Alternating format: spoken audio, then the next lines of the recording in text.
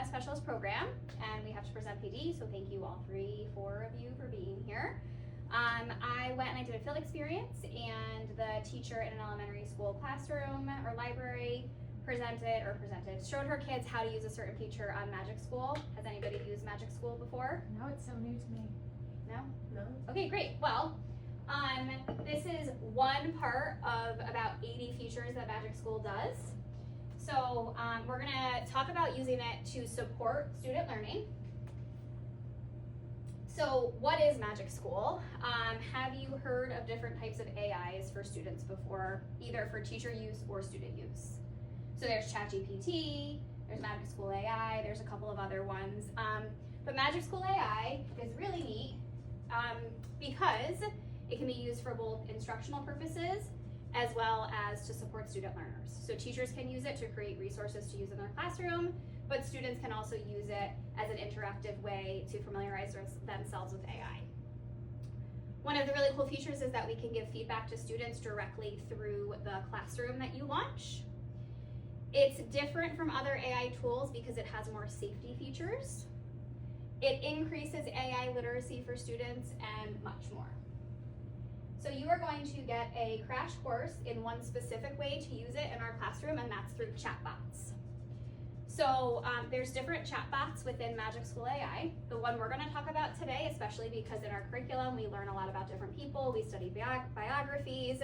We are actually going to be able to chat with a historic figure, a book character, or any famous person that the students want to learn more about. So the way in which you go into it is on the website. I used my school Gmail account to create an account. So I will log in.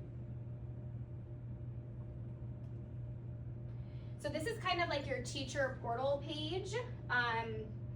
Over here are where you can access like previous ones that you've searched. You can launch the Magic Student, which I'll show you in a moment. But over here on the right hand side are all of the different AI features that you can do.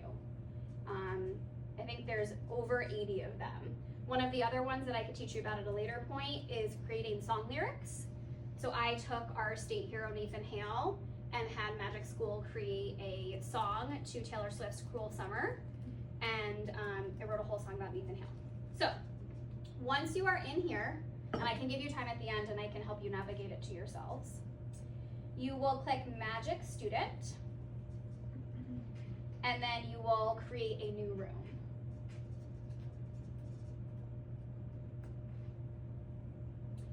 So in this room, one of the things that's nice is you can choose your grade level. You can set the room name, and then you can choose however many students you're going to have. Just because we're practicing, I'm showing you, I'm just going to click next, but make sure that it's at 4th grade. Once you are in here, you'll scroll down to where all of your features are, and I'm going to choose the character chatbot and add that. Scroll up and click next, and then I'll launch my room.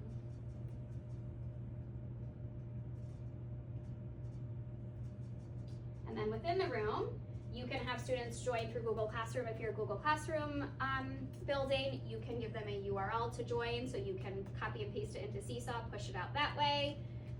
You can airdrop it through their iPads with the URL, or you can also scan a QR code.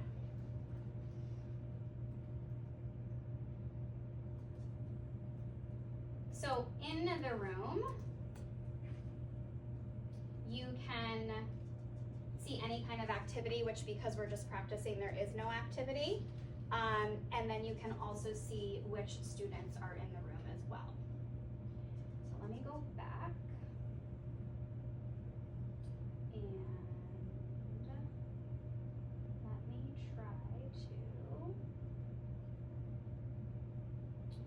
hold on for a quick second.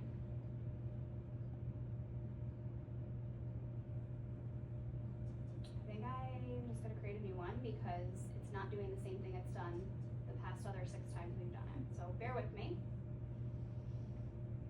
It's good practice to see it again. Thanks.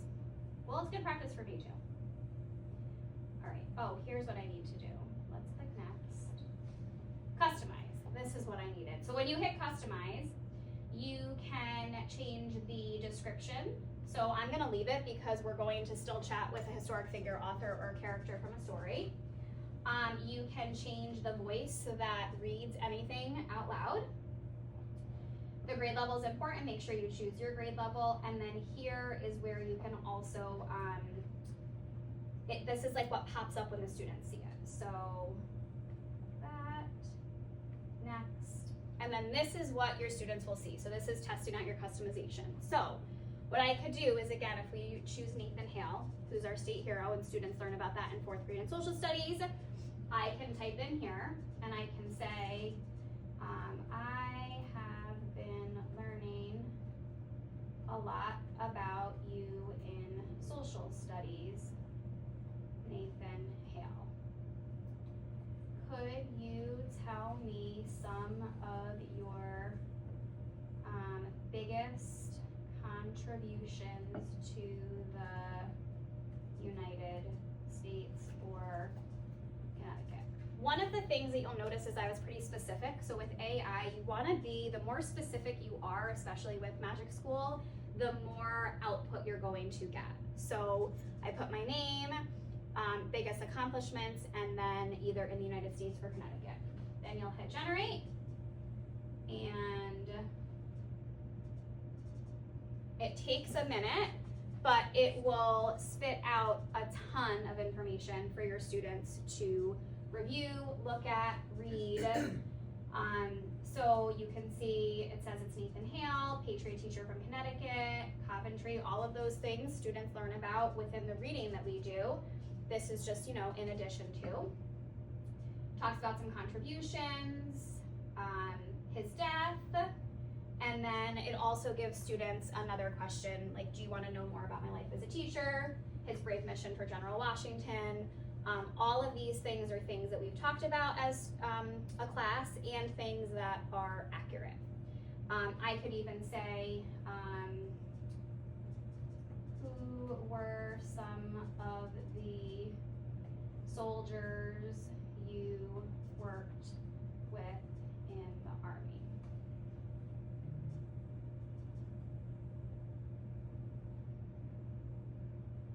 So it will, again, spit out a ton of information for students to look at and learn.